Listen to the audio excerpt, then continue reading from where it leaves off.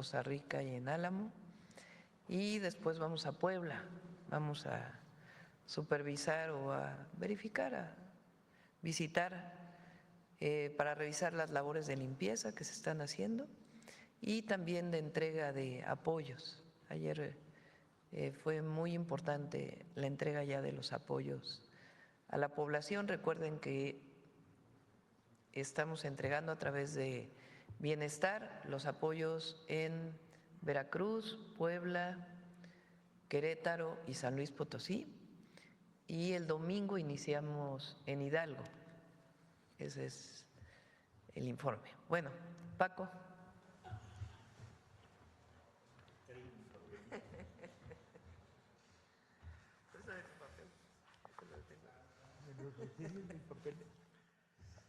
Culminamos un proceso que se vino cocinando durante 2 años y medio para la operación más grande, yo diría a nivel universal, de fomento a la lectura que se ha hecho. Vamos a repartir 2,5 millones de libros regalados a adolescentes en toda América Latina. Para esto hubo que hacer una amplísima labor de cocina y de contactos y de relaciones y de acuerdos con gobiernos, con instituciones gubernamentales del segundo nivel, y nos fue permitiendo trazar un mapa de alianzas. Para que esto pueda producirse tuvimos que obtener un financiamiento múltiple, el cual central fue el que la presidenta organizó desde el apoyo del Instituto para devolverle al pueblo lo robado, que era el primer impulso, pero país por país fueron aportando. El gobierno de Colombia aportó la producción editorial de millares de libros, de decenas de millares de libros, la Casa de las Américas, el fenómeno cubano en condiciones muy terribles, tuvieron que aportar lo que tenían, que era el trabajo de producción editorial. En Argentina teníamos un pacto y las elecciones que llevaron al poder a Milei lo destruyeron y tuvimos que rehacer el pacto, esta vez con el gobierno de la provincia más grande del país, que es la provincia de Buenos Aires, con sede en La Plata, y ahí cerramos el convenio. Tuvimos que hacer convenios con Monte Ávila en Venezuela para lograr la distribución y poco a poco se logró el cuadro de cómo producir estos millones de libros. La idea era libros para adolescentes. Fijamos la edad de 15 a 30 años, lo cual… Adolescentes de 30, pensando que hay todavía adolescentes de 30, jóvenes y adolescentes de 15 a 30 años. Eso nos va a representar un problema de distribución que al final les contaré cómo vamos a resolver. Fijamos la colección en los marcos de la gran literatura latinoamericana de finales del siglo pasado, de segunda mitad y finales, porque la idea era el gran momento de la literatura latinoamericana. Los jóvenes hoy no la están leyendo y este vacío de lectura provocaba un vacío doloroso. Entonces, ¿por qué no están leyendo a García Márquez, a Onetti, a Sergio Ramírez? ¿Por qué? Y entonces hacia ellos va dirigida la colección. Vino el enorme problema de conseguir los derechos de autor, que fue algo así como un divertidísimo viacrucis, porque la viuda de no sé quién, pues no, y si no hay dinero yo no le entro. Bueno, la agencia literaria que tiene los derechos de tal, bueno, la editorial que controla tal, y hubo que sortear todo este maratón a través de una serie de alianzas particulares. De los 70, 80 libros que intentamos en la primera lista, se nos quedaron los 25 para el 25, pero dio la casualidad de que me sobraron 2. Por lo tanto, 25 para el 25 va a ser 27 para el 25 y hasta el último minuto a lo mejor se vuelve 28 porque hay unos derechos de autor que estamos peleando para que los cedan para la colección. Entonces va a ser 25 para el 25 y pilón de 2 libros. La lista incluye, para mi gusto, lo mejor de la literatura latinoamericana. Con la prepa. Estas son las portadas. Estas son las portadas de los 18 primeros. Ya están todas, ya están los 27 listos y ya en producción. Ya salieron los 4 primeros en México y los 2 primeros en Colombia y el primero en Argentina, porque estamos produciendo en todos los lados simultáneamente. La distribución. Bueno, aparte de lo que he mencionado, se suman a la distribución Uruguay, Honduras, todas las librerías del Fondo de Cultura en toda América Latina. Tuvimos que sortear los problemas de Perú y Ecuador, donde no veían con agrado que regaláramos libros, y los vamos a regalar desde las sedes de las librerías, alianzas sociales con grupos, proyectos culturales para generar distribución. Al final, cerca de 14 países van a recibir. Tengo que decir que se añadió de una manera muy inteligente la Secretaría de Relaciones Exteriores para que llegaran libros a las comunidades mexicanas a través de todos los consulados en Estados Unidos. Entonces esto se sumó al proyecto. Al final, el día 17 de diciembre, vamos a abrir cajas en todos lados, simultáneamente. Y vamos a intentar que esto se recoja gráficamente, el espectáculo de abrir cajas en 200 lugares de América Latina, incluido el Zócalo, donde la presidenta le vamos a regalar un cóter para poder abrir cajas y repartir. El último problema, luego todos los que quieran mayor información, la lista de autores, etcétera, con gusto se las proporcionamos,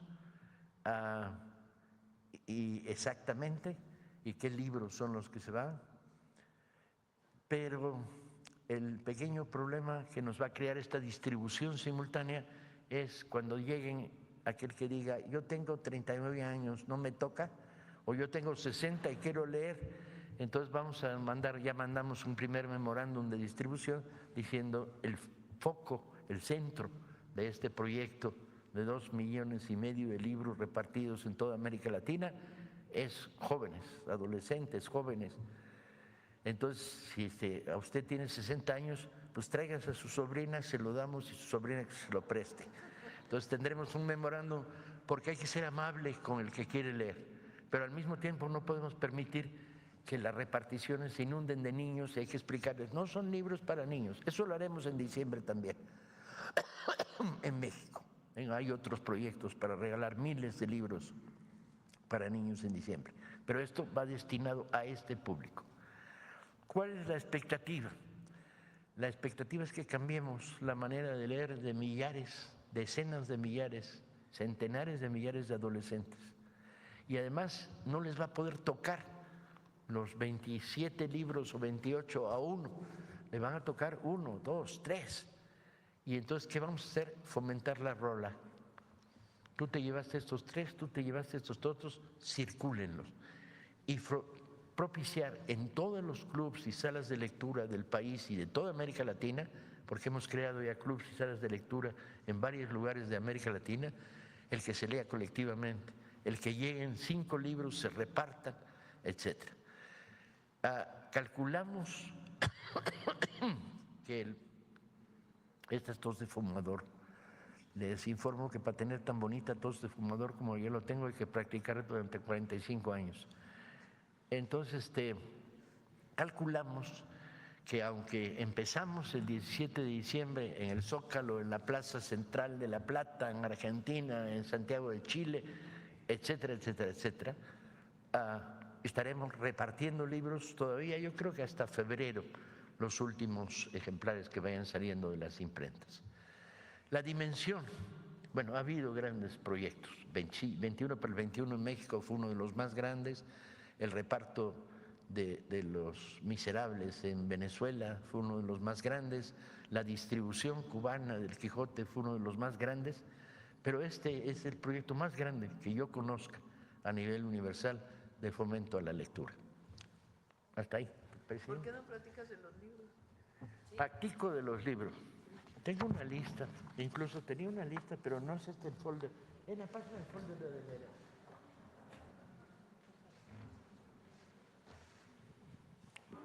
Los libros. El folder de veras es ese. Es que este no es. Este es el mero. Y estos son los lentes de leer de cerca.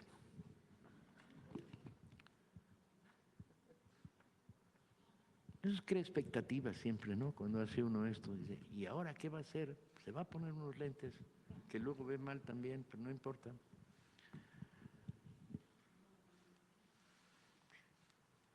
Vamos a tener un texto de García Márquez perdido, que casi nadie debe recordar o conocer, maravilloso, sobre cómo empezó la guerra de Angola, un texto periodístico. Y tenemos que agradecer a la familia de García Márquez que llegara a nosotros. Vamos a tener una antología maravillosa del argentino Juan Gelman, que murió en México. Vamos a tener un libro de la chilena Nona Fernández que se llama Space Invaders, dedicado a jóvenes. Vamos a tener a Manuel Rojas, El vaso de leche. Vamos a tener los poemas de Raúl Zurita, el gran poeta chileno. Vamos a tener la poesía de Piedad Bonet, la mejor poeta colombiana. Vamos a tener una antología de poemas buenísima de Roberto Fernández Retamar, cubano. Vamos a tener un cuento largo de Miguel Donoso Pareja, ecuatoriano. Vamos a tener la historia prohibida de Pulgarcito, de Roque Dalton. Vamos a tener Requiem por Teresa, la gran novela del guatemalteco Dante Liano. Vamos a tener Vientos de Primavera, con prólogo de Elena Poniatowska, la gran antología de la poeta guatemalteca que tanto tiempo vivió en México, Alaide Fopa. Vamos a tener un libro de Miguel Ángel Asturias, premio Nobel. Vamos a tener Guerra en el Paraíso de Montemayor, que aunque fue muy conocido en México, no es conocido en el resto de América Latina. Vamos a tener Disparos en la Oscuridad, el libro sobre Ideas Ordaz de Fabricio Mejía Madrid. Vamos a tener los cuentos de Adela Fernández, los cuentos de Guadalupe Dueñas, mexicanas, y música concreta de Amparo Dávila. Vamos a tener El Zorro, un texto casi inédito de Sergio Ramírez. Vamos a tener Agua de José María Arguedas. ¡Wow! Vamos a tener Canto Villano de la poeta peruana Blanca Varela. Vamos a tener un libro excepcional, que es lo que Galeano, Eduardo Galeano, uruguayo, escribió sobre el Che. Vamos a tener los cuentos de Mario Benedetti. Vamos a tener una antología buenísima del venezolano Luis Brito. Vamos a tener cuentos de Onetti. Un libro de Luis Andrés Caicedo, colombiano, y por último un libro excepcional que se llama Mañana es lejos, del argentino Eduardo Rosenbach, 27, aunque a lo mejor damos la sorpresa y va a ser 25 más 3 pilones. Eso lo sabremos en las próximas horas del último intento que estamos haciendo. Y la participación, bueno, ahí está todo, digo, ahí debería estar todo. De los países que participan, tiene cada uno de ellos una situación particular. De acuerdo a lo que pusieron para el proyecto, es los números que les tocan para regalar en sus países. Está bien bonita, está bien, todavía estoy impresionado de lo que nos salió.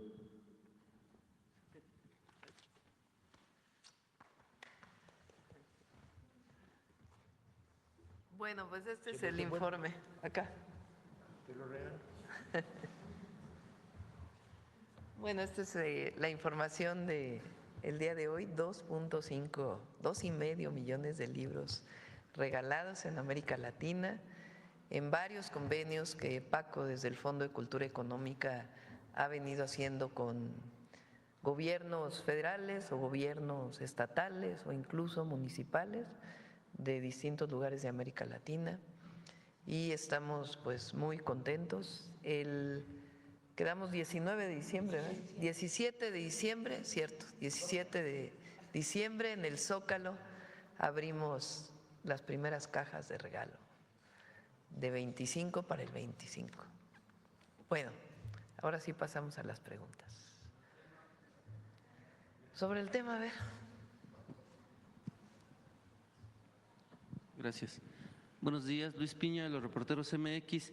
Preguntarle sobre esta cantidad de libros y sobre los acuerdos que mencionó Paco Ignacio, pues también próximamente también en elecciones en Argentina. Dependiendo de lo que salga, ¿podría reavivarse ese pacto con el gobierno o se podría acercar usted al próximo gobierno para ver si puede hacerse un pacto general con el gobierno de Argentina? Que conteste Paco. Afortunadamente dependíamos no del gobierno federal argentino, que se negó a entrar en la operación cuando tomó el poder Milei, sino hicimos el pacto con el gobierno de la provincia de Buenos Aires, que ya tuvo elecciones y las ganó hace mes y medio. Entonces, el resultado de las elecciones del domingo no altera para nada el proyecto ya.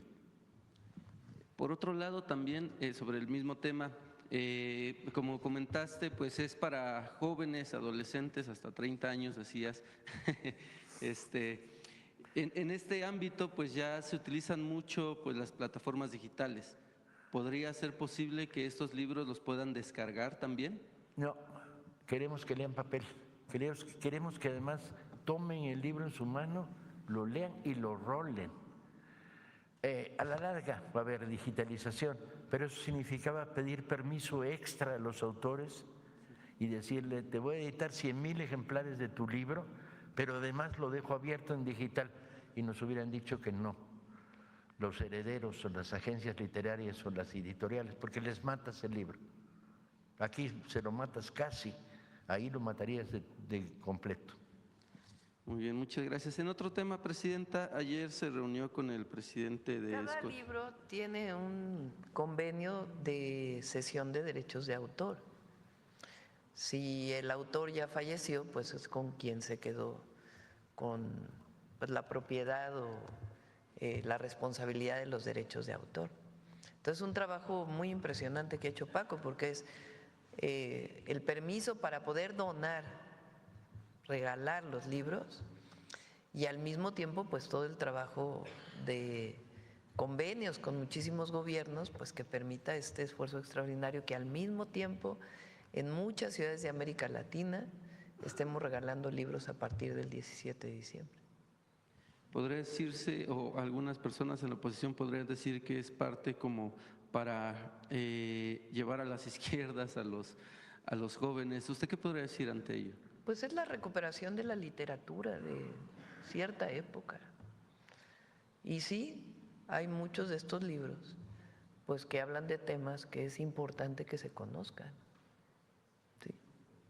En otro tema, Presidenta, ayer se reunió con el presidente ejecutivo de Scotiabank. ¿Cuáles son los acuerdos a los que llevaron? ¿Qué fue lo que platicaron? ¿Podría darnos un poquito más detalle de ello? Más que acuerdos son muchos empresarios o no sé cómo se diga, en inglés es CEO, en español es presidente de los consejos de administración de distintas empresas.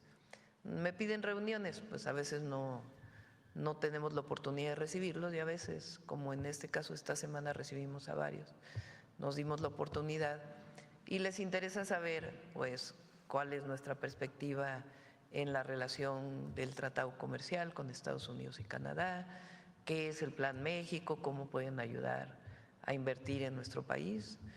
Entonces son en general muy buenas conversaciones y también recibimos de parte de ellos pues la visión no solamente de México sino del mundo entero.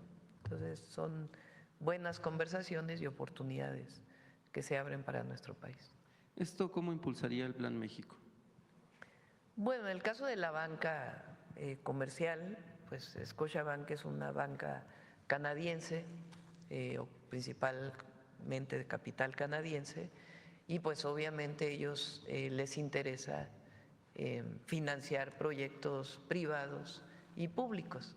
Y nosotros les decimos pues cuáles son las condicionantes, o más que condicionantes, las reglas que muchos de ellos conocen. Pero sobre todo es un poco de la plática, de la perspectiva que tenemos para México. Y en general hay muy buena reconocimiento de lo que estamos haciendo en el país. Estamos, porque es colectivo, de lo que estamos haciendo en el país y de la visión hacia el futuro. Muchas gracias, Presidenta. Usted ha mencionado en varias ocasiones que no llegó sola a este cargo, que llegaron todas junto con usted y en efecto sus políticas así lo han reflejado. Sin embargo, hay voces que subrayan que no es necesario autonombrarse feminista para demostrar un compromiso real con las mujeres. En ese sentido, hay personajes como la alcaldesa de Cuauhtémoc que dice ser feminista y defensora de los derechos de las mujeres, no obstante, gobierna una alcaldía con altos índices de violencia de género y más allá de eso, presume en redes sociales instalaciones de tótems violetas en las entradas y salidas de la alcaldía, de la demarcación, lo cual no tiene otro abrupto más que el color violeta y el logotipo de su demarcación. En contraste, por ejemplo, hay otras alcaldías como la Gustavo Madero que también se han colocado tótems, otra alcaldía que también, como usted sabe, tiene altos índices de violencia, pero estos sí están equipados con botón de pánico y cámaras en donde se requiere la atención policíaca y se promete que llegarán en 3 minutos.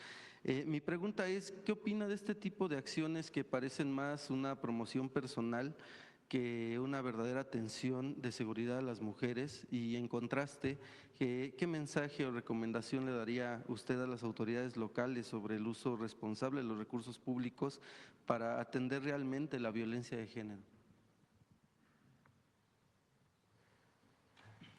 Yo pienso que la defensa de los derechos de las mujeres, todos los derechos, tiene que estar enmarcada en la defensa de los derechos del pueblo de México.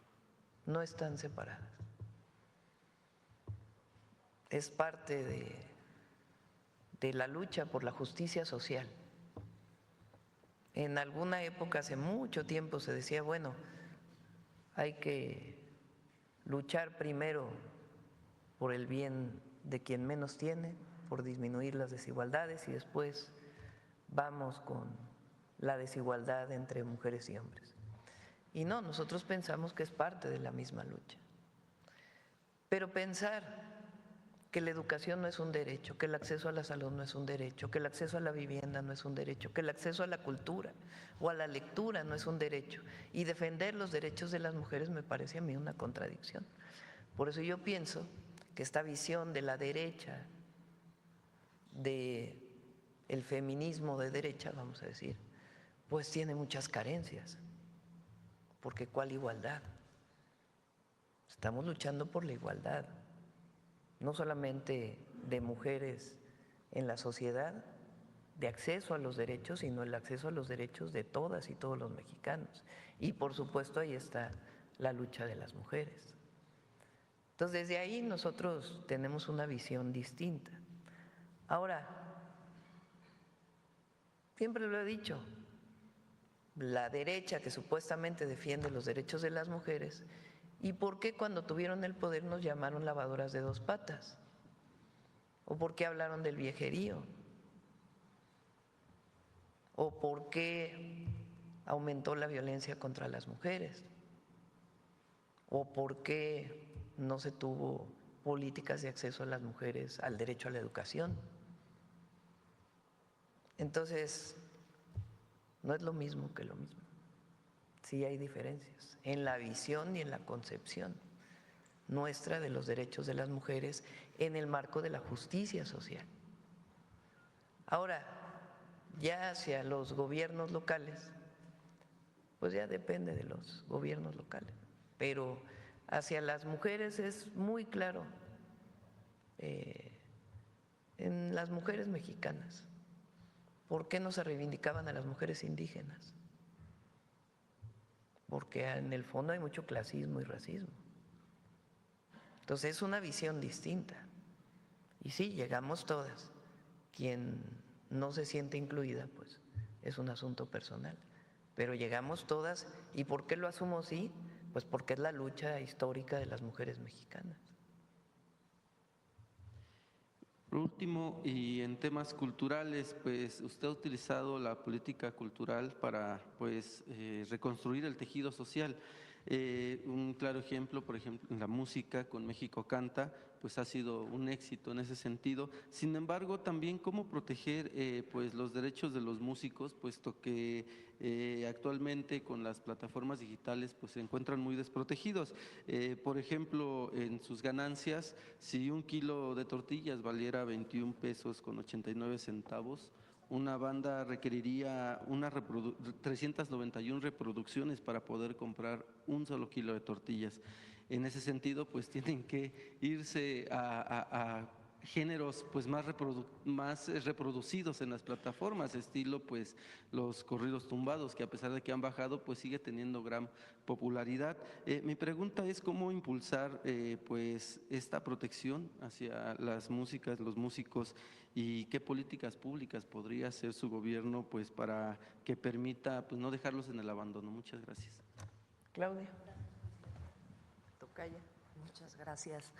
Pues justamente en el marco de México Canta, que se trabajó con toda la industria, los independientes, pues hemos estado trabajando mucho de manera simultánea justamente en el tema que estás tú tocando, que tiene que ver con la compensación de las escuchas en las plataformas, que es algo que nunca se ha pagado.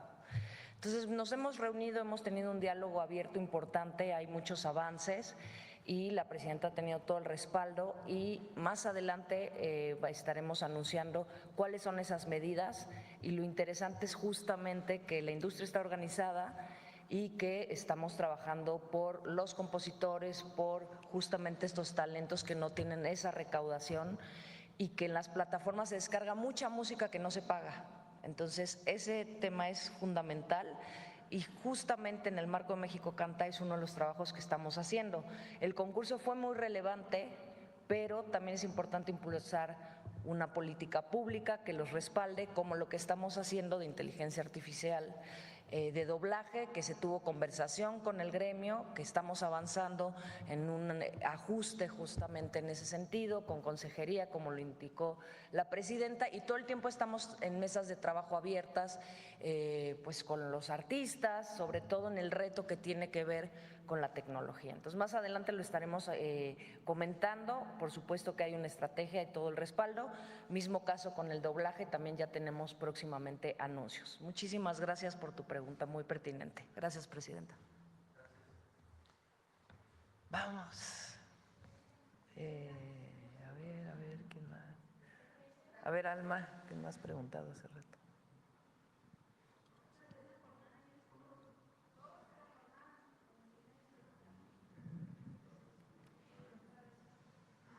Presidenta, yo quisiera pedirle su opinión sobre este reportaje de Reuters en el que habla de cómo se ha venido dando lo del huachicol fiscal, e inclusive que menciona a una empresa con sede en Houston que ha jugado un papel clave en operaciones para que la compañía Intansa, con base en Monterrey, y que se cree fachada del cártel Jalisco Nueva Generación, ingresara combustible de contrabando a México. Menciona este reportaje pues empleo de entidades fantasmas, documentación falsa, sobornos y toda una red de componendas en torno a este delito. ¿Me podría dar su opinión, por favor? Hay varias carpetas de investigación en la Fiscalía relacionadas con este tema. Algunas ya fueron presentadas al juez para obtener las órdenes de aprehensión, otras tendrá que informar la Fiscalía, pero sí hay empresarios estadounidenses en las carpetas de investigación, porque no se puede explicar que venga combustible de Estados Unidos a México y que entre de manera ilegal, que ya es bastante menos. Eso es muy importante, porque a partir pues de la investigación que se hizo, de las detenciones que ha habido y de la vigilancia mayor que se tiene en aduanas, y además eso lo vemos en el incremento de ventas de gasolina directo de Pemex o incluso de las propias empresas que importan de manera legal el combustible, ha disminuido de manera importante, pero sí hay carpetas de investigación. Entonces, repito, no se podría explicar cómo entra de manera, o entraba de manera ilegal, o entra todavía en menores proporciones combustible ilegal y que no tuviera alguien del otro lado. De hecho, Estados Unidos también lo mencionó y tiene también investigaciones, el propio Departamento de Justicia. Entonces, sí hay carpetas de investigación en la Fiscalía. En particular, este caso, ¿usted lo conocía? El que menciona Reuters, sobre estas empresas coludidas. Hay casos, no sé si esté relacionado este caso con el que ya de las carpetas de investigación que ya están en la Fiscalía. La Fiscalía pues también hace sus propias investigaciones, pero lo cierto es que sí había un vínculo. ¿Usted, Presidenta, sabe cuántos o hasta dónde está llegando la investigación que está llevando a cabo el Ejército en este tipo de Ya tiene que ilícito? informarlo la Fiscalía. Bueno, por otro lado, quisiera preguntarle, un tribunal federal revocó la protección otorgada por un juez a TV Azteca para no pagar más de 580 millones de dólares que le debe a tenedores por deuda emitida en Estados Unidos. ¿Cuál es su Es una opinión? resolución que está en la Ciudad de México. Recuerden que este empresario, durante la época de la pandemia, no sé si es exactamente un amparo, no lo creo porque no es federal, hace un recurso jurídico a un juez en la Ciudad de México para decir que por la pandemia no está en condiciones de pagar sus deudas en Estados Unidos. En aquella época le dan razón y empresarios estadounidenses abren un arbitraje en México de por qué opina el Estado mexicano referente a esto. El día de ayer, digamos que lo que hacen es revisar nuevamente el caso y decir, pues no, ya no tiene razón, sí tiene que pagar, porque una cosa es la pandemia y otra cosa es ahora. En pocas palabras, ese es seguro va a sacar al rato un tuit diciendo que no es cierto, pero ese es el informe que nos dieron de lo que está ocurriendo. Todavía tiene otros procedimientos también en los tribunales de la Ciudad de México. ¿Y cree que corran la misma suerte? ¿Perdón? ¿Cree que corran la misma suerte? Pues tienen que resolver en los siguientes días, semanas, sobre este tema. De resolver en sentido contrario, pues entonces ya no es válido, digamos, la controversia, el arbitraje ¿por qué? Porque ya se resolvió de parte de estos juzgados. ¿Ya tiene fecha para la cita con los acreedores? Estamos esperando a que se resuelva este tema, a ver cómo resuelve el Tribunal de la Ciudad de México para tener esa reunión. Le pedí a la Procuradora Fiscal y al Secretario de Hacienda pues que sean ellos quienes atiendan a quienes nos pidieron esta reunión.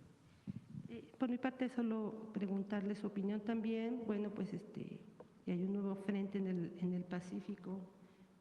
Bombardea a Estados Unidos a 2 supuestas narcolanchas. Finalmente es el Caribe, es Latinoamérica. ¿Usted qué opina de toda esta embestida? Si México tiene también que tomar alguna protección en particular. ¿Qué opina de todo esto, por favor? Bueno, pues obviamente nosotros no estamos de acuerdo. Hay pues leyes internacionales de cómo tiene que operarse frente a una presunto transporte de droga de manera ilegal o armas o en aguas internacionales. Y así lo hemos manifestado al gobierno de Estados Unidos y públicamente. Está bien calificativos como los que se han estado utilizando últimamente entre presidentes, el calificativo que usa el presidente Trump contra el presidente Petro. ¿Está de acuerdo en ese tipo de lenguajes? Pues cada quien tenemos nuestras formas de enfrentar, digamos, algún debate internacional, ¿no? O en la relación con Estados Unidos. Nosotros hemos elegido, en primer lugar, la defensa de nuestros mexicanos, de nuestros compatriotas en Estados Unidos, y hemos elegido, defendiendo nuestros principios, nuestra soberanía, un esquema de diálogo franco con el gobierno de los Estados Unidos, buscando un acuerdo. Esa es, digamos, la manera en que nosotros hemos trabajado, sin renunciar nunca a nuestros principios de soberanía, libre determinación y autodeterminación del pueblo de México. Incluso modificamos la Constitución para fortalecer el sentido de soberanía en el artículo 40 de la Constitución frente a cualquier intervencionismo o injerencismo. Pero bueno, pues cada presidente tiene su estilo, ¿verdad? Entonces nosotros hemos establecido ese mecanismo. Presidenta, perdóneme que añada una pregunta más. Últimamente el Congreso pues ha estado en mucha controversia, que si festejan bailes, que si un diputado se va a jugar pádel y así está votando, en fin. Usted ha hablado en otras ocasiones, en otros momentos en cuanto a la oposición, pues que hay que tener sensibilidad.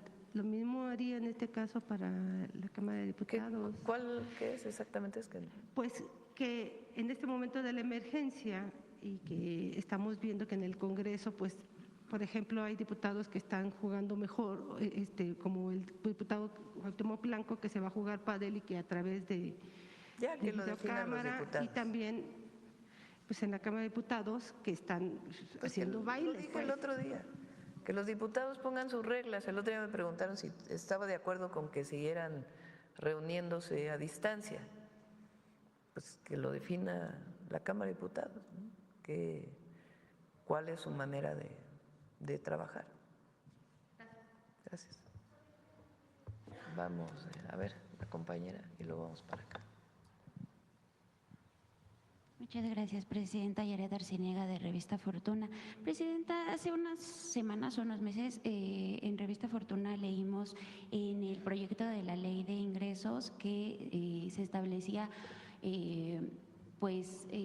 algunas, si había donaciones por parte del sector editorial, se habría de reducir algunos pagos de impuestos. No sé si esto se salvó en la ley de ingresos, y preguntarle a Paco Ignacio cuáles fueron las características también para seleccionar estos libros que se van a regalar, y por qué no se incluirían más autoras mujeres dentro de esta selección.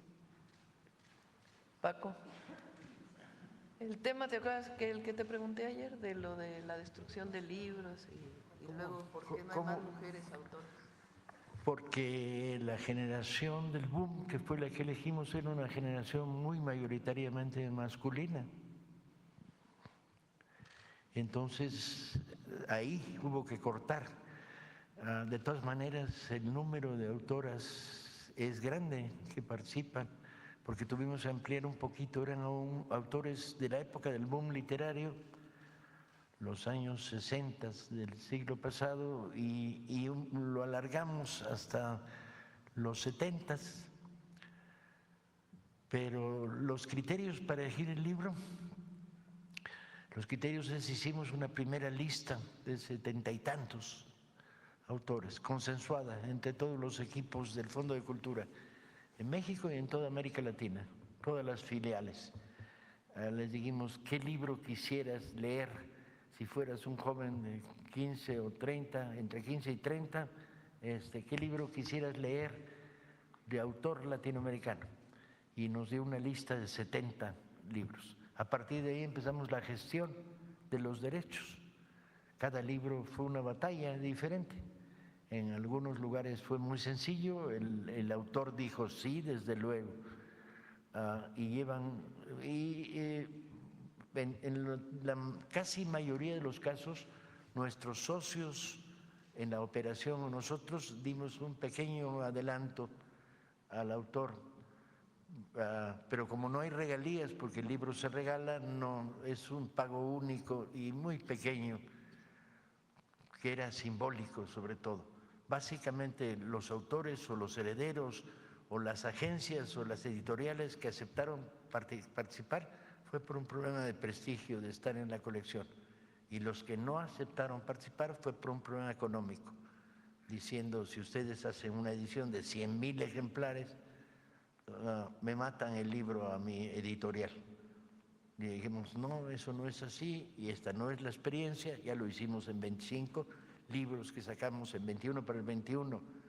No solo no los matamos, sino que adquirieron más vida si masificas. Por ejemplo de rebote, tú pones La muerte tiene permiso de Valadez en la colección de 21, lo leen 90,000 personas, pero el arco de lectura creció por la recomendación y el libro en la edición comercial no solo se siguió vendiendo, sino que se vendieron más después de 21 por 21. Pero bueno, ahí hay algunas editoriales que tienen oídos sordos y billetera contenta con las que no pudimos pactar. Esto nos fue reduciendo la lista a realidad hasta que nos encontramos con estos 27 o 28 acuerdos finales. Lo de la destrucción del libro. A ver, tenemos un problema muy serio. Yo creo que después de muchos años de estar planteando el problema de que hay que impedir que se destruyan libros, había que explicarse una y otra vez, a ver si entendían por qué. Las editoriales destruyen para disminuir la carga fiscal de su empresa. Entonces dice, yo tengo 12 millones de libros que no vendo, los destruyo, reduzco en 12 millones de pesos el valor de lo que tengo en mi bodega. Si en lugar de destruir regalas, puedes obtener lo mismo. Bueno, hacia ahí se está procesando, solo que hay un problema, y era lo que ayer conversábamos y tenemos que reunirnos esta semana para fijarlo, que es, ¿qué vas a donar de lo que no vas a destruir? El riesgo es que te donaran literatura chatarra, ¿sí? Libros de falsa información médica, por ejemplo, ¿sí? Cómo curar el cáncer masticando piedritas 3 veces por semana, etcétera, etcétera. O cómo ligarse a la secretaria de tu jefe sin tener problemas fundamentales en la vida. Ese tipo de material que está en las bodegas de las editoriales, si te lo donan, ¿para qué lo quieres? Entonces, el problema es que tienes que crear un mecanismo mediante el cual la donación pueda ser catalogada y redistribuida en términos de regalo a comunidades, sobre todo a bibliotecas, a centros penitenciarios, a salas como las que se están creando en comunidades de mujeres hoy, que estamos creando una pequeña biblioteca en todas las nuevas estructuras comunitarias de las sembradoras. Pero tienen que ser libros que les puedan ser útiles, no basta la producción editorial desechada. Entonces tenemos que matizar de manera que las empresas puedan donar a privados, a sociedad civil o al propio aparato del Estado, pero hay un criterio de recepción, porque si no lo que nos vamos a encontrar es un salón como este lleno de libros que no sirven, con lo cual las empresas disminuyen sus costos fiscales, sí, qué bien, no los destruyeron, pero ¿y qué hacemos con ellos? Entonces hay que crear un mecanismo de recepción, redistribución y filtro para que al final el tiro no salga por la culata. Lograste que no hubiera destrucción, pero ¿y qué hiciste con los libros que donaron? Como verán, está divertido. Precisamente sobre esto que comentaba de las bibliotecas que se están haciendo para las mujeres y esto que nos comentaba de que el boom es mayormente de los hombres, también hay una gran cantidad de mujeres que estuvieron en el boom, pero que no fueron visibilizadas. Por ejemplo, Elena Garro. Se estaría considerando o se está considerando en estas bibliotecas que se están haciendo para las mujeres tener más autoras como ella, que incluso su obra no está en distribución en una de las bibliotecas que lleva su nombre. Sí. Las bibliotecas que estamos creando comunitarias, sobre todo son bibliotecas comunitarias, son a petición. O sea, son los que se organizan en biblioteca comunitaria los que dicen queremos estos libros y nosotros les decimos en algunos casos sí, en otros no, dependiendo de si tenemos los derechos, si tenemos impresión, si tenemos dinero para regalar a bibliotecas comunitarias. Y ya llevamos 5 millones este año de libros regalados, lo cual significa un esfuerzo enorme de organización, catalogación y envío. A veces mandas 25 libros en un paquete a un lugar cuyos registros son carretera Oaxaca-Pochutla, kilómetro 7, en La Brecha, y con un recado que dice, lo recoge Manolito. De ese tipo de proyectos te llevan a las bibliotecas comunitarias, en este caso en la biblioteca ejidal. ¿Qué libros les mandan?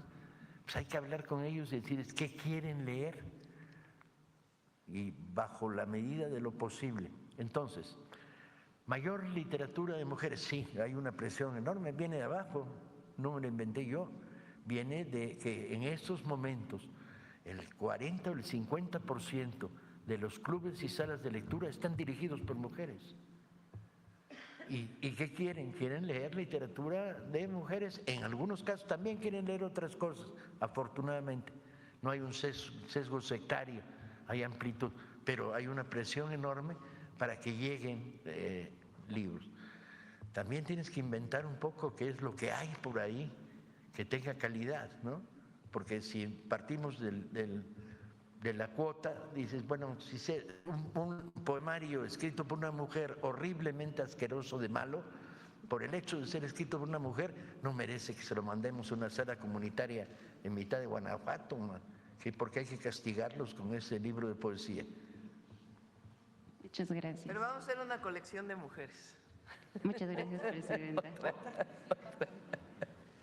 Muchas gracias, presidenta. Presidenta, en otro tema, luego de que se aprobó la modificación al artículo 30B del Código Fiscal de la Federación para que las autoridades fiscales tengan acceso a información que permita corroborar el debido cumplimiento de las obligaciones fiscales que obre en plataformas como Amazon y Mercado Libre, queremos insistirle en Revista Fortuna sobre un tema que ya habíamos tocado aquí en una intervención pasada, que es el comercio de medicamentos a través de estas plataformas, porque estamos pues frente a un riesgo sanitario y esta nueva disposición tributaria podría ser vital para frenar este problema, porque pues resulta que la Comisión Federal para Protección de Riesgos Sanitarios no solo estaría perdiendo pues la trazabilidad de la custodia para pues el adecuado transporte y almacenamiento de estos medicamentos, sino que también pues los mexicanos estarían en grave riesgo al tratar de atender algunas enfermedades. En Revista Fortuna confirmamos que en Mercado Libre se vende, por ejemplo, un medicamento que es la insalutamida, que es prescrito para el cáncer de próstata y está en un precio de 24,000 pesos, presidenta, cuando el precio real del medicamento es de 105,000 pesos. Nosotros consultamos a algunos expertos en el sector farmacológico y nos decían que pues esto nada más podría deberse a dos factores: o son robados incluso al sector público o son medicamentos falsificados. Presidenta, también los expertos nos comentaban que pues, o sabemos que la COFEPRIS forma parte de este Gabinete de Seguridad Nacional. Preguntarle si en este sentido la COFEPRIS podría hacer algo para pues bajar el riesgo, para advertir el riesgo a las personas que están tratando de conseguir algún medicamento, y también preguntarle pues si ahora se vigilara el debido cumplimiento de estas transacciones, también se podría parar un poco el problema. Vamos a pedirle a COFEPRIS y a Secretaría de Salud, es la segunda vez que nos lo preguntan, para ver si hoy mismo pueden responder. Y en todo caso, si entran por plataformas, ¿cuál es el registro sanitario que tienen para su transporte? Muchas gracias, presidenta. Y por último, presidenta, ayer varios medios dieron a conocer que la Comisión Reguladora de Energía, la CRE, aprobó con 4 votos a favor y 1 en contra un permiso para proyectos de expendio al público de petrolíferos a Eratech Combustibles S.A.D.C.B. para la estación ubicada en Sinaloa, que también está pues acusada de estar presuntamente vinculada con el cártel de esta zona. El único comisionado que votó en contra fue Luis Zapata Linares, que también en 2021, en abril, el 29 de abril de 2021, en una sesión que es pública, a la que cualquiera puede tener acceso, dijo que había verificado que la empresa Eratech Combustibles aparecía en la lista de la OFAC por operaciones sospechosas. Lo revisamos, ya no existe la CRE, ahora se llama Comisión Nacional de Energía. Pero ellos fueron los que le dieron la autorización a la TEC. ¿Habría alguna investigación contra los comisionados que votaron a favor de darle? Vamos a ver por qué, primero si lo aprobaron y segundo… Está en una sesión pública, aprobaron ellos a favor, un voto en contra. Pues que hoy conteste la secretaria de Energía. Muchas gracias, presidenta. ¿Quién más? A ver, vamos a ver. El compañero de Sonora, que hace rato que no pregunta, y estaba ayer aquí enfrente. Breves, una pregunta para que más pregunten. Bueno, buenos días, presidenta. Demián Duarte, de Sonora Power. Bueno, evidentemente hay un tema que es muy importante. Mire, en Sonora usted sabe que el asunto del agua ha generado pues mucha polémica. Afortunadamente, en las lluvias recientes del huracán Raymond, nos dejó pues mucha derrama de lo que es agua suficiente, decía el gobernador, para los próximos 2 años, un fenómeno similar al que ocurrió aquí en la cuenca del Cutzamala. Bueno, y lo que tiene que ver con las presas subieron de niveles que teníamos, de menos del 10% y subieron hasta niveles del 40%, lo cual es muy importante para nosotros. Este contexto llega justamente en medio de una discusión que evidentemente usted ya tomó nota de que hay fuertes presiones políticas, muchas mentiras, muchas verdades a media alrededor del plan hídrico que usted está planteando para atender el problema de la falta de abasto de agua para Hermosillo. En este caso hay muchas presiones políticas, muchos intereses que se han estado involucrando en este asunto, en donde usted ha anunciado que se van a invertir 7.500 millones de pesos en este proyecto. Un asunto muy importante, un asunto muy relevante para nuestra ciudad y para la región de la cuenca del río Sonora. En este contexto también está el tema de la falta de remediación en que ha incurrido Grupo México, que usted sabe es responsable de la contaminación de esa cuenca. En ese sentido, yo le quiero preguntar, presidenta, pedirle que por favor nos ofrezca más detalles de lo que usted está planteando, lo que usted está promoviendo para este proyecto hídrico de gran envergadura que se plantea, porque hay mucha confusión. Y cuando hay confusión, lamentablemente, pues las mentiras ocupan los espacios que tienen que ser de debate público, y esto pues ha generado justamente situaciones como las que ya se vieron aquí en la mañanera, de que hay quien dice que usted quiere imponer un proyecto, que es puro cuento lo de la consulta pública y demás. Entonces sería importante que nos dieran muchos más detalles. No sé si pueda convocar a Efraín Morales para que ofrezca los detalles técnicos al respecto y los alcances que tiene este asunto en particular. En Sonora hay 2 proyectos. Uno es la tecnificación del riego, principalmente en el sur de Sonora, y el otro proyecto que es una posibilidad es las presas para suministrar agua a Hermosillo. Ha habido en efecto personas que se oponen a la construcción de las presas, que fue lo que planteamos desde Conagua junto con el gobernador, pues que se explicara el proyecto y que se hiciera una consulta pública, y que de ahí pues se definiera si sí se hace o no se hace. No hay muchas alternativas para llevar agua a Hermosillo. Hermosillo ha crecido y tiene un problema de desabasto de agua dulce, de agua potable. Entonces uno de los proyectos es la presa. Evidentemente el proyecto se haría pues haciendo todos los estudios de impacto ambiental y todo lo que eso significaría. Pero dado que ha habido personas que no están de acuerdo, pues planteamos que se hiciera una consulta. Los detalles de la consulta pues ya le pedimos a Efraín junto con el gobierno del estado que se puedan exponer y cuándo se haría y cómo se haría para que toda la gente lo conozca. Previo a ello, pues tiene que haber un proceso de información importante de por qué se está planteando este proyecto. Entonces, esos son los dos proyectos.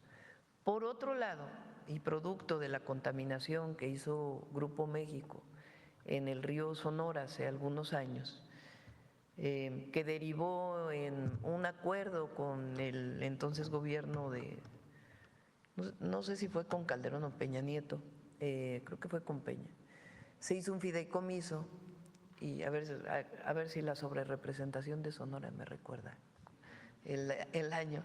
Se hizo un convenio y se hizo un fideicomiso donde Grupo México tenía que depositar recursos para la limpieza del río y para muchas otras cosas a las que se habían comprometido, entre ellas la construcción de un hospital, un sistema de monitoreo permanente de la calidad del agua del río, el saneamiento de suelo que pudiera haber sido contaminado, además pues de algunas medidas de mitigación adicionales.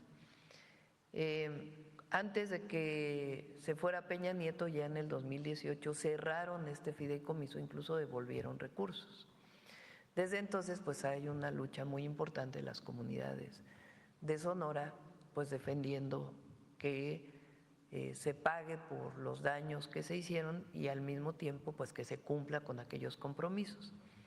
Para ello hay una mesa de trabajo en donde está la Secretaría de Gobernación junto con otras áreas del Gobierno de México, en donde está Semarnat, está también Secretaría del Trabajo, Secretaría de Economía y del Gobierno de Sonora, del gobernador de Sonora, para ver con Grupo México pues que se cumplan estas cuestiones que dejaron pendientes y poderle cumplir a la población. Se sigue en esta mesa de trabajo, todavía no hay un acuerdo que se pueda mostrar a la población, no es nada cerrado, no es nada oscuro, sino sencillamente que cumplan con lo que se comprometieron. El hospital, el laboratorio, las pruebas permanentes que tienen que hacerse a la población, en fin, varios temas que están planteados ahí. Lo que nosotros decimos pues es que se cumpla con cada una de los planteamientos que se hicieron en su momento solicitados por la población. Y va bien la mesa de trabajo.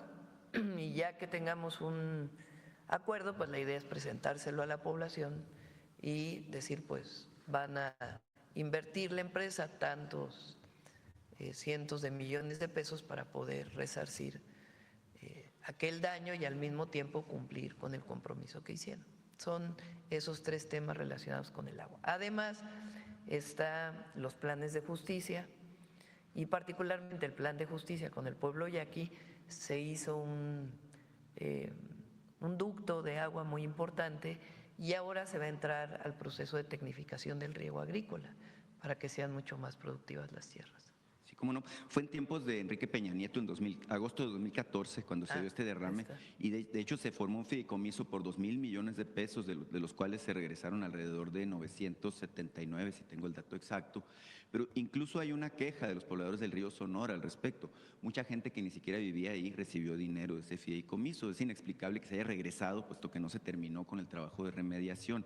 En ese sentido, Presidenta, es evidente que, bueno, el rechazo que hay de algunos pobladores de la región es obviamente por esta situación que tiene que ver con una desconfianza que puede haber relativa a que no se completó ese proceso. Entonces, obviamente es muy importante, ¿no?, que se haga el ejercicio del que usted habla de información y que, bueno, eventualmente ya que se diseñe este tema de la consulta, pues obviamente se llegue al punto de saber si realmente la población está en contra o a favor de este proyecto, que entiendo no es solamente una presa, es un sistema, ¿no?, hídrico. Es un sistema, exactamente.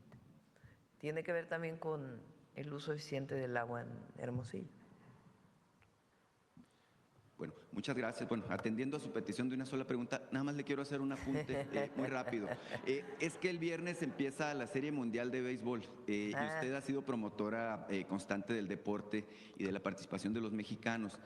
Con los Azulejos de Toronto juega un mexicano de Tijuana, Alejandro Kirk. Simplemente pues yo lo que quiero es poner de manifiesto que los mexicanos, no nada más en el fútbol, sino en muchos deportes, están en el más alto rendimiento, en el más alto nivel. Entonces, desearle suerte ahí al compatriota de Tijuana. Muchas gracias. Muy bien. ¿Del mismo tema? No, vamos mejor porque ya vamos por otro lado. A ver. Sí, la próxima semana va a venir. Él va, la próxima semana, por eso estamos esperando, la próxima semana va a Estados Unidos a reunirse con la secretaria de Agricultura del gobierno de los Estados Unidos. Esperamos que pueda regresar con un acuerdo ya de la apertura de la frontera. Entonces, a partir de ahí, pues ya vendría a informar. Entonces, por eso esperamos un poquito. México, Presidenta, ¿por qué se ha tardado tanto esta negociación para... Bueno, pues porque nosotros les estamos exigiendo que cumplan con muchas de las cosas que se comprometieron. En el gobierno del presidente López Obrador hubo una demanda. Sí. Entonces, es mucho tiempo desde... Pues sí, pero lo que estamos buscando pues es que cumplan. Entonces nosotros, por eso es el tiempo de... la idea es que ellos inviertan lo que tienen que invertir con lo que se comprometieron. Entonces, pues esperemos que pronto digan que sí, van a cumplir con un monto significativo que estaría dedicado directamente a lo que ha pedido la población. El hospital, el laboratorio, las mediciones epidemiológicas que tiene que hacerse, son varios temas que está ahí Secretaría de Medio Ambiente, Salud, etcétera, con agua. Por ejemplo, es totalmente... Sí, hay una parte que está abandonada completamente, exactamente. Por eso, pues la idea es llegar a un acuerdo, porque la demanda pues está, pero queremos llegar a un acuerdo y que se comprometan a cumplir con todo esto. Entonces, pues esperemos que pronto. No, pero la demanda sigue, o sea, esa sigue, no se ha retirado. Entonces, el día, pues la idea es que se pueda llegar a un acuerdo para beneficio de los habitantes de Sonora.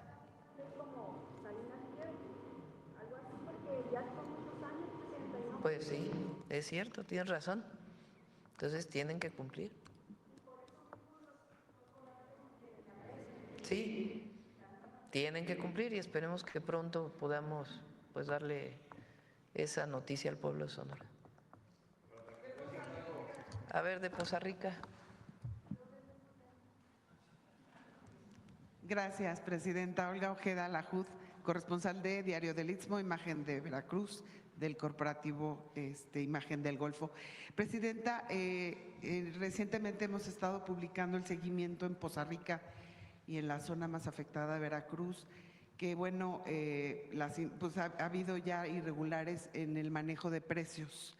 Por ejemplo, un huevo que regularmente oscila entre 45 y 50 pesos se está vendiendo ahora en Poza Rica en 250 pesos. Entonces, pues hay quienes dicen que pues ya se desató la especulación, definitivamente.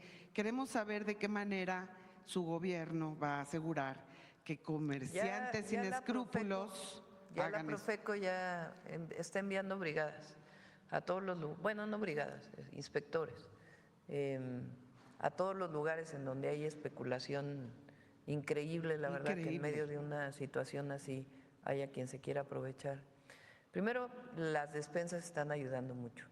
Vamos a dar al menos 2 despensas. En cuanto reciben su apoyo económico, tienen un vale para la despensa y van y lo recogen en la distribución que tienen Secretaría de Marina y Secretaría de la Defensa. Y al mismo tiempo la Profeco ya está enviando inspectores a distintos lugares porque no puede ser esta especulación y menos con la alimentación. Exacto, menos con la crisis. Y también otro tema de Veracruz, se han reportado varios múltiples derrames y altos niveles de contaminación en varios ríos de Veracruz, incluyendo el Tuxpan, Coatzacoalcos y el Cazones, y en estos momentos en el Pantepec. Estos incidentes involucran principalmente hidrocarburos de Pemex y descargas industriales de aguas residuales. Queremos saber si ya le han reportado esto y si se tomarán medidas para el saneamiento de estos ríos. Sí, Pemex, particularmente el último, el de Pantepec, ¿verdad? Sí. Ayer Fue el viernes que vino la fuga, el viernes de esta semana. A partir de ahí Pemex de inmediato cerró las válvulas, pero de todas maneras hubo una salida importante de hidrocarburos. Y están 3 empresas contratadas especializadas para el saneamiento del río. Está Secretaría de Marina, está pues el área logística de Pemex, estuvo ayer el director de Pemex para verificar que en efecto se estén haciendo todas las medidas, primero en el río y después en el manglar, en las orillas del río, se va a hacer todo el trabajo y se tomaron medidas también para cerrar la salida de agua potable de esta zona. Se están enviando pipas particularmente a Tuxpan y se están tomando todas las medidas. La razón o la causa, que de todas maneras tiene que haber una investigación de acuerdo con todas las reglas de Pemex, es que hubo un deslave que no ocurrió justamente el día de las lluvias más fuertes, sino que ocurrió después y a partir de ahí vino esta fuga. Pero de todas maneras pues se tiene que analizar las causas y se están tomando todas las medidas para controlar esta contaminación. Qué bueno, digo yo ahorita Sí. que usted va a Veracruz, podrá Sí, supervisar tanto lo de los pero estoy precios enterada como lo desde el sábado, bueno, desde el viernes. Sí, que hasta las imágenes, ¿no? Ya anoche ocurrió y después pues enterada y pues supervisando que realmente estén tomando todas las medidas necesarias para que muy pronto esté todo el proceso de descontaminación. Muchas gracias. Y ya por último, Presidenta, en el municipio de Olutla, en Veracruz, hay un grupo de personas que se organizó como guardias comunales para autodefenderse porque dicen que existe un incremento en delitos y muy poca presencia de policías. ¿Cómo toma su gobierno del surgimiento de estos grupos de guardias comunales o autodefensa? ¿Se podría considerar esta región particular para reforzar la presencia de seguridad? Vamos a revisar exactamente qué está pasando y le pedimos al Gabinete de Seguridad. Muchas gracias. Gracias. Vamos. ¿Quién más? A ver, aquí el compañero. Gracias, Presidenta. Muy buenos días a usted y a todos mis compañeros. La primera, Presidenta, tiene que ver con lo que se presentó ahorita por parte de Paco Ignacio. Habló algo muy importante, pero no me presenté. Juan Fierro, del periódico tiempo.com.mx y puentelibre.mx de Ciudad Juárez. Le comentaba que nos planteaba, en este caso Paco Ignacio, acerca del esfuerzo que se está haciendo para que los jóvenes tomen un libro. Sin embargo, también una de las cosas que se está utilizando mucho por parte de los jóvenes y que influye mucho en este problema es el uso de las pantallas, los celulares, las tablets. Ya se han hecho por parte de algunos países e incluso en algunos estados esfuerzos para prohibir el uso de esta tecnología en las escuelas. Aquí mi pregunta, Presidenta, es si usted coincide o si ya ve necesario el prohibir las tablets o celulares en las escuelas, precisamente para evitar pues alguna distracción diferente a estudiar, pues.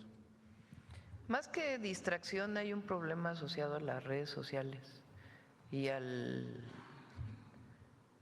lo que le llaman scrolling, no sé cómo se dice en español, el que esté uno pasando todo el tiempo, que salió en TikTok primero y luego en otras redes sociales, que uno ve 3 segundos y después le sube a la pantalla digitalmente y viene otra imagen y otra imagen y otra imagen y otra imagen.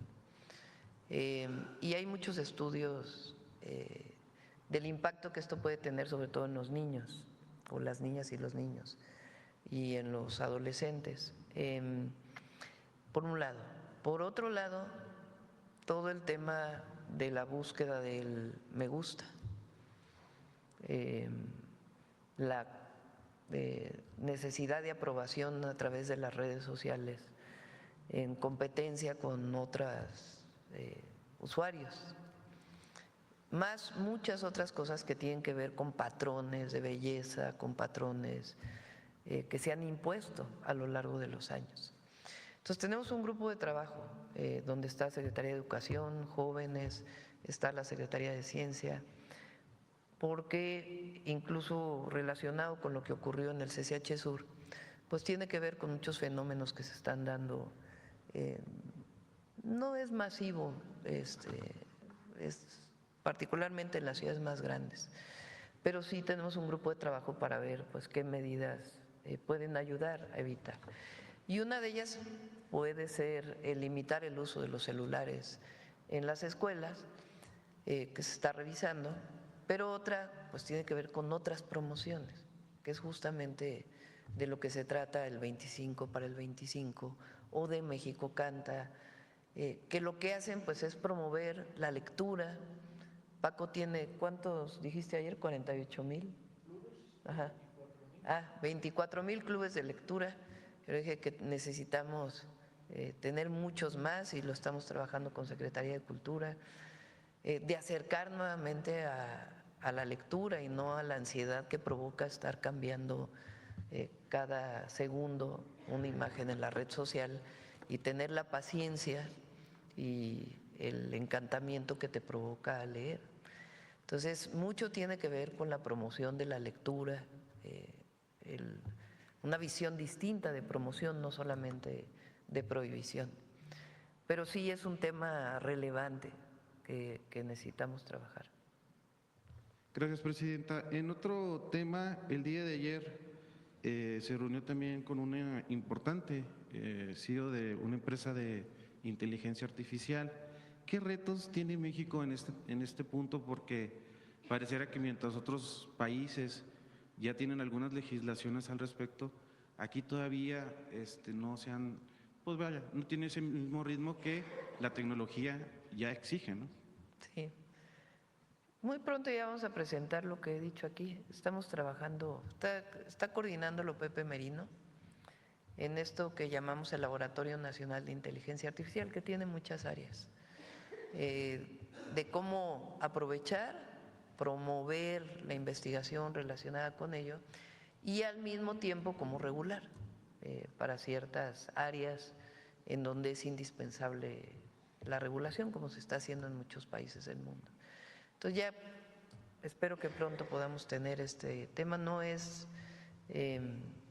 algo sencillo, tiene que ver incluso también con capacitación, acreditaciones, para poder tener pues el desarrollo tecnológico que se requiere en México, pero al mismo tiempo pues regular para ciertos usos. Por ejemplo, lo que platicábamos hace poco, que espero que ya Claudia lo tenga pronto, el doblaje. Hay muchísimos mexicanos y mexicanas que se dedican al doblaje y son buenísimos. Si no regulamos la inteligencia artificial en el doblaje, pues entonces todas estas creatividades que hay en nuestro país pues se van a quedar sin empleo. Entonces necesitamos regular hasta dónde y cómo, y también pues para proteger estos oficios, estas especialidades que se tienen en las actividades culturales. Entonces sí se requieren ciertas regulaciones. Gracias, Presidenta. Y por último, en el mes de noviembre se vence el decreto que permite la importación de vehículos usados a través del TEMEC. Este es un decreto diferente al que dejó ya el expresidente Andrés Manuel López Obrador. Aquí en este caso, saber si su gobierno va a refrendar este decreto, Presidenta, y si prevé algunos ajustes. Sí va a haber ajustes, sí va a haber ajustes por los años, va a haber ajustes y ya lo podemos presentar con Secretaría de Economía y Hacienda, porque se ha abusado mucho de este decreto. Entonces sí va a haber ajustes y ya los presentamos. Gracias, muy buenos días a todos y a Y todas. seguir apoyando pues a los paisanos. Carlos. Doctora, buen día. Carlos Guzmán, de 4 Media Telecomunicaciones Veracruz. Ya bueno, ya tocando el tema de lo de Poza Rica. Pero yo me quiero enfocar de inicio, pues aprovechando que está Paco Ignacio aquí, el tema de cultura, comenzar con ese tema. En el caso de la cuestión de que una persona aprenda a leer, usted seguramente lo va a saber también, Paco Ignacio, no tanto implica el que se tenga acceso a algún libro, sino es la forma en la cual se tiene acceso a los contenidos. Le comento mi caso, la UAM Xochimilco. Leemos muchísimo. Nosotros no tenemos exámenes, lo basamos a pura lectura y ensayos de tesis. Tomando este ejemplo, comentarle a don Paco si planean una estructura o utilizar lo que decía aquí el compañero del TikTok o las nuevas tecnologías para acercar la lectura básicamente a los chicos que están pegados, como decía el compañero, a la tableta, están pegados a la televisión, a las series de Netflix. Es preguntarle a don Paco si planean algo al respecto para que la lectura llegue desde las primeras generaciones. Obviamente los que ya tenemos edad, pues ya alguna cuestión tenemos por ahí, pero pues básicamente es buscar nuevos lectores. No sé si se planea algo así, doctor.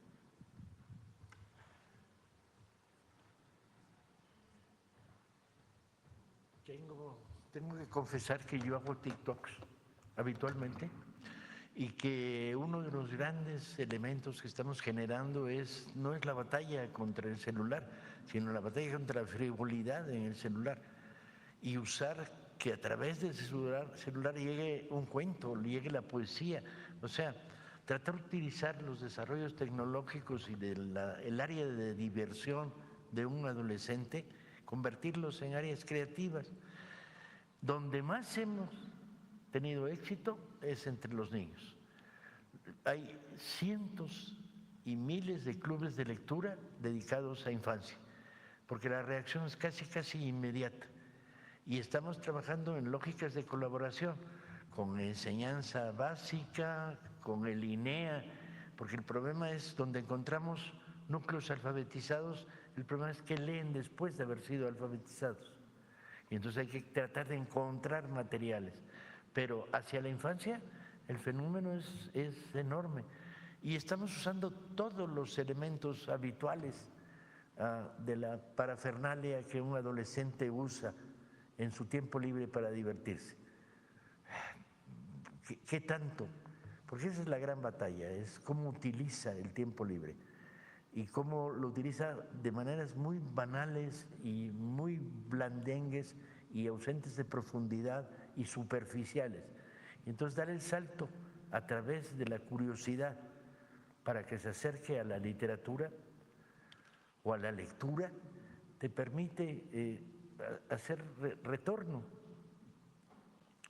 El gran problema de si están dándole un celular durante 20 minutos, si son capaces de identificar un poema de Garcilaso y jalárselo, o simplemente están informando que acaban de cruzar una calle y en la esquina.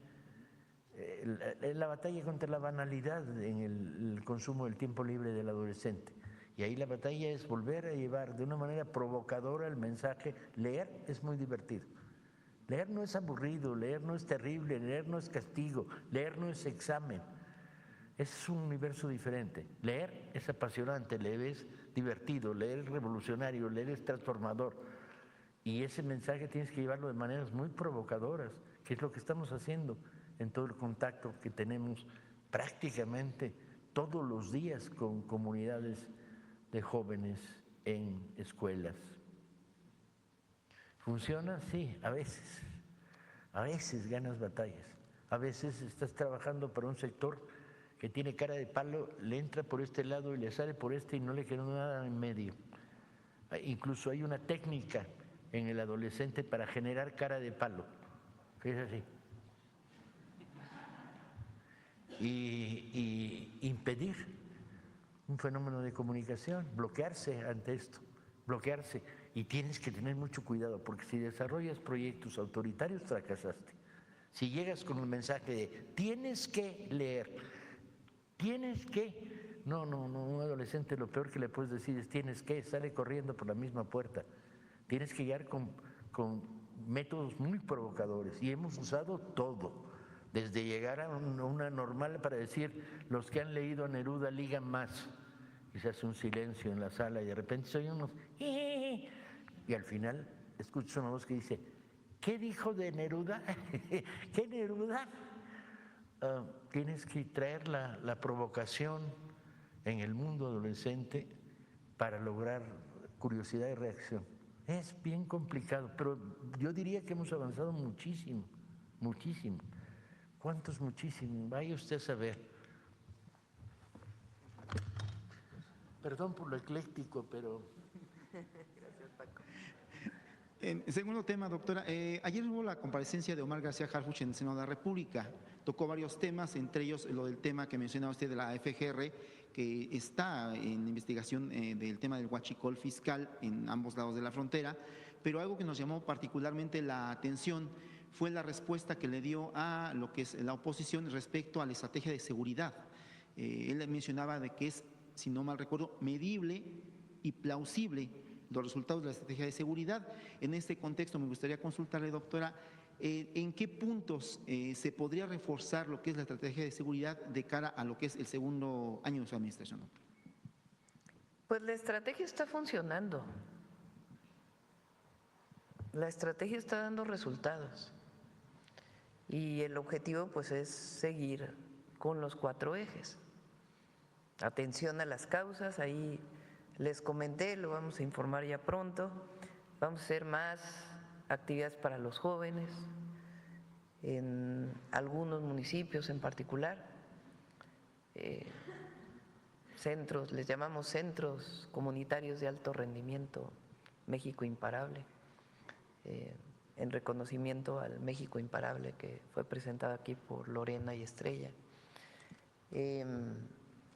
Vamos a recuperar una buena parte de las bibliotecas, pilares de los que hicimos en la ciudad, recuperarlos para distintos lugares de la República, y también el trabajo de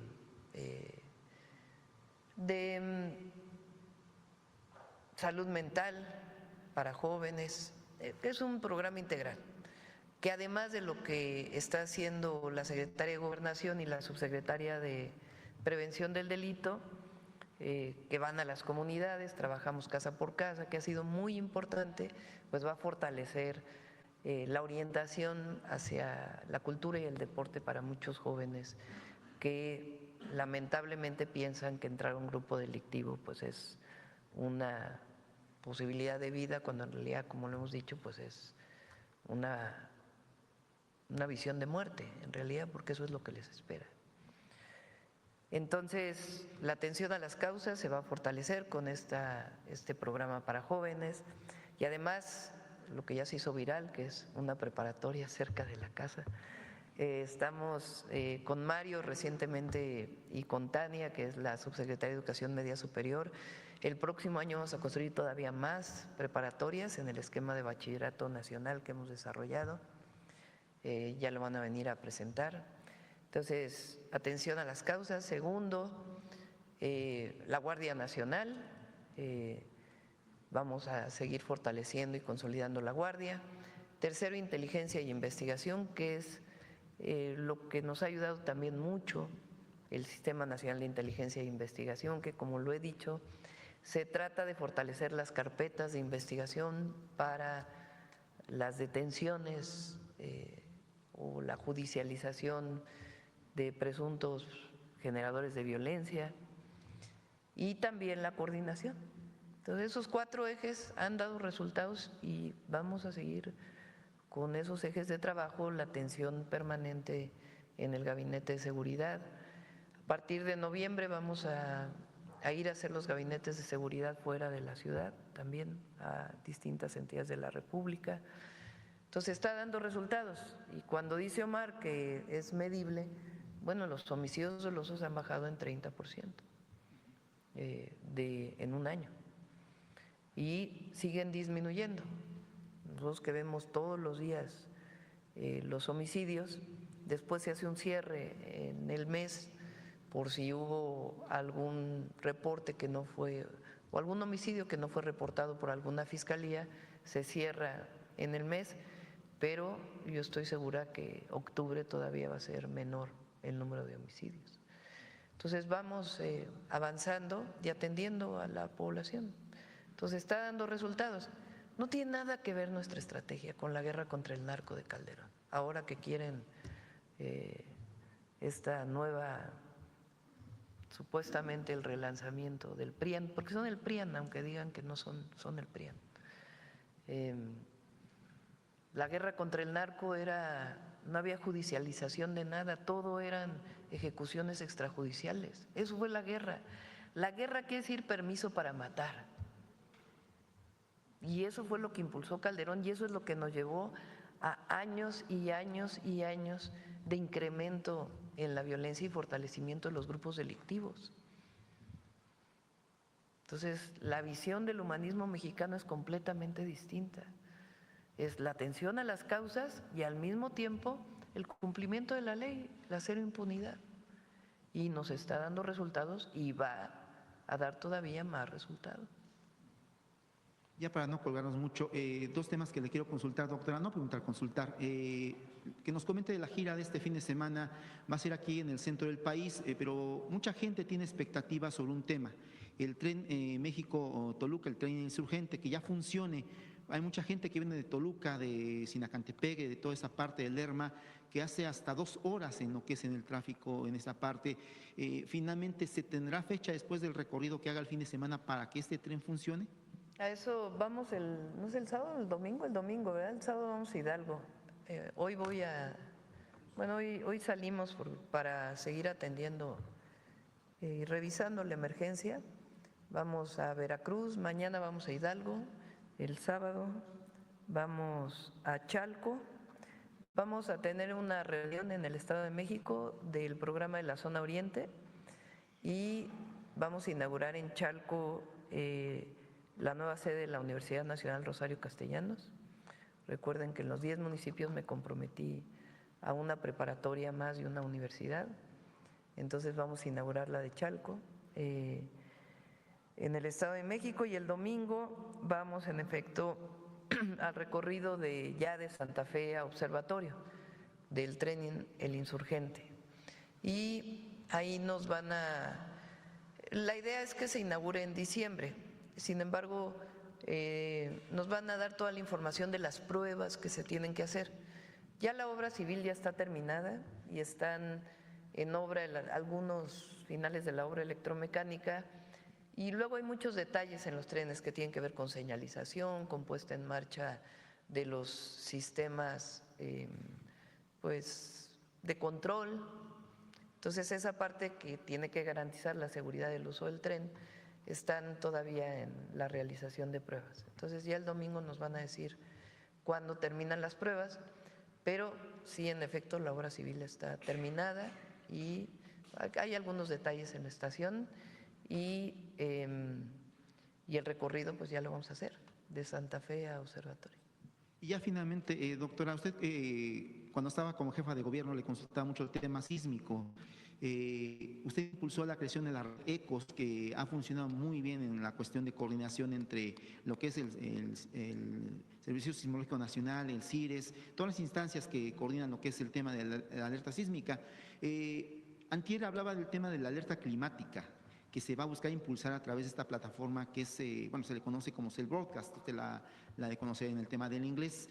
Esta comenzó, si no mal recuerdo, en Israel con el tema de la cuestión de las guerras, pero se convirtió ahora a lo que es la alerta sísmica en México con el ingeniero Juan Manuel Espinosa del CIRES, que ellos la perfeccionaron, ahora pues obviamente la alerta climática, pero platicaba usted de esta alerta que podía ser a fines de año, que ya se tenían celulares y la gente que la creó, entre ellos la gente de Pepe Meri nos comentaba de que se tienen polígonos, que básicamente se podría comprender en polígonos, haga de cuenta, si va a haber una afectación, lluvia importante en la Ciudad de México, en Iztapalapa, se alerta lo que es a los celulares que están ubicados en esa zona de Iztapalapa específicamente y al resto se le excluye por obvias razones.